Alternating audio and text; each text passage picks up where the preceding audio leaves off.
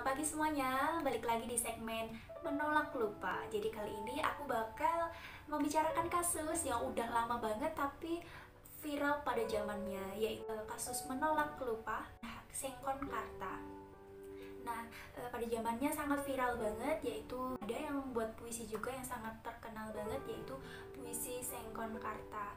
Mata Luka Sengkon Karta gitu judulnya. Perlu kita ketahui juga nih teman-teman. Jadi pada saat pada saat kasus Bapak Sengkon dan Bapak Karta itu, perlu kita ketahui Sengkon Karta itu adalah dua orang, yaitu Bapak Sengkon dan Bapak Karta.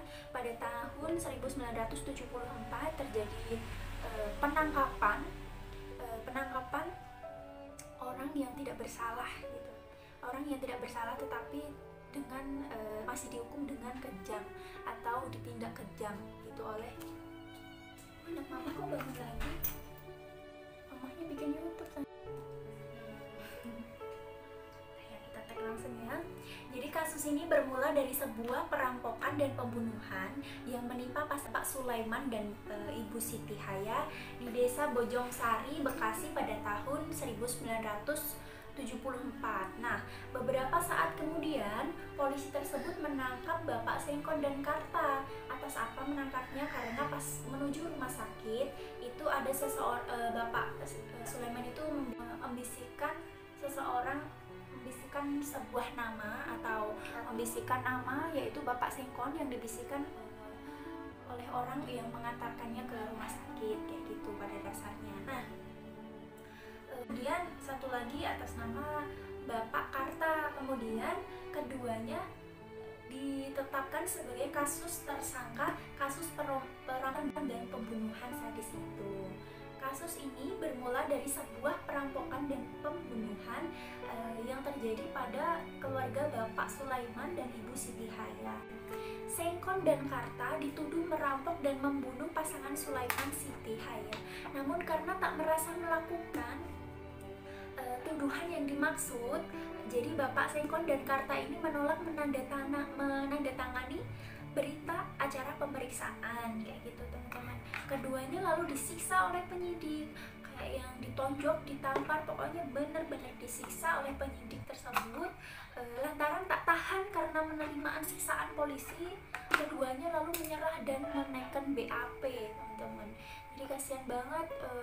Pada saat itu Bapak Sengkon dan Bapak Karta itu sebenarnya udah bilang kalau aku itu bukan pembunuhnya gitu. Aku itu bukan pembunuhnya, tetapi ya karena udah gak kuat siksaan dan disuruh mengakui, akhirnya Bapak Sengkon dan Bapak Karta tersebut mengakui menaikkan BAP gitu.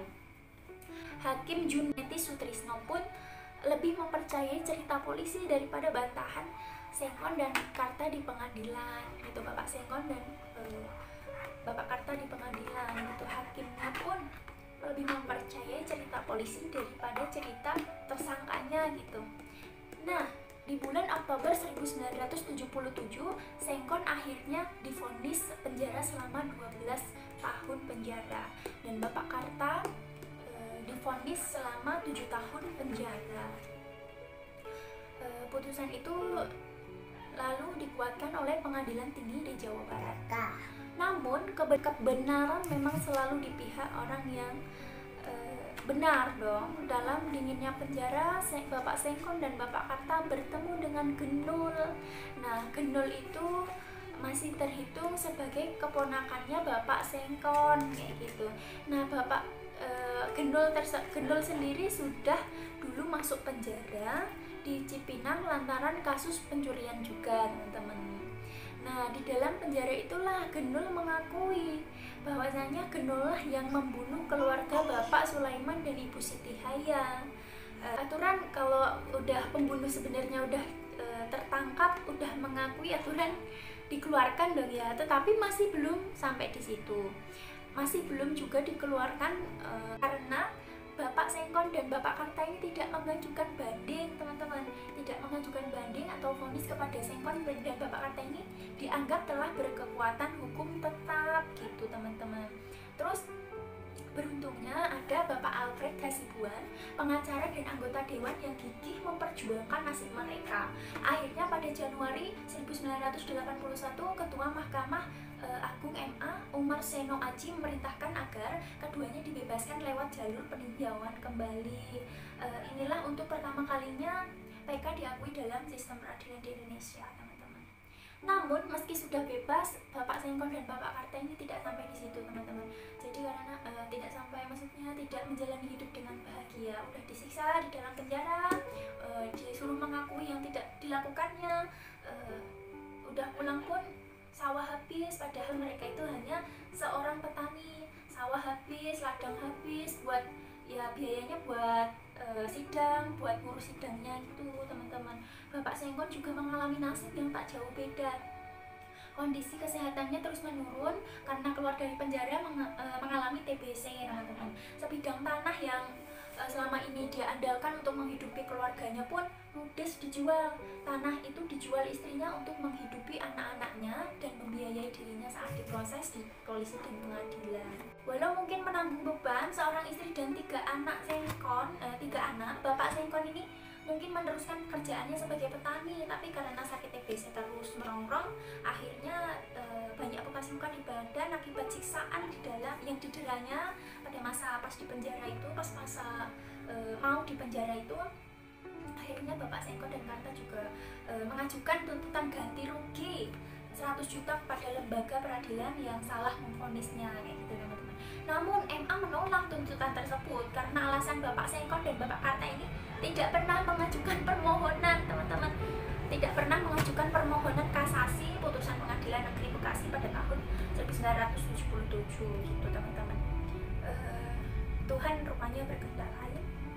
Sebelum mendapatkan keadilan, Bapak Karta tewas dalam sebuah kecelakaan ditabrak truk pada waktu itu kabarnya. Sedangkan Bapak Sengkon meninggal tak lama dari Bapak Karta karena sakit yang dia derita, yaitu TBC tadi.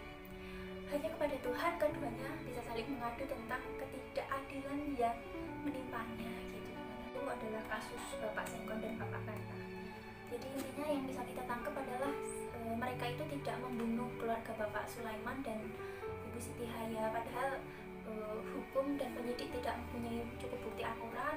Hanya karena omongan doang mereka ditangkap, divonis penjara beberapa tahun, padahal udah ada yang mengakuinya, yaitu Gendul kan yang melakukannya. Tetapi karena tidak mengajukan permohonan uji banding tadi, padahal ya kan sebenarnya kalau udah tahu ya diusahakan lah ya, tetapi ya mungkin itu emang udah takdirnya ya. Pada waktu itu keadilan emang masih kacau balau, masih kunjang-kunjing, akhirnya mereka tidak mendapatkan keadilan gitu, teman-teman. Padahal ya seorang petani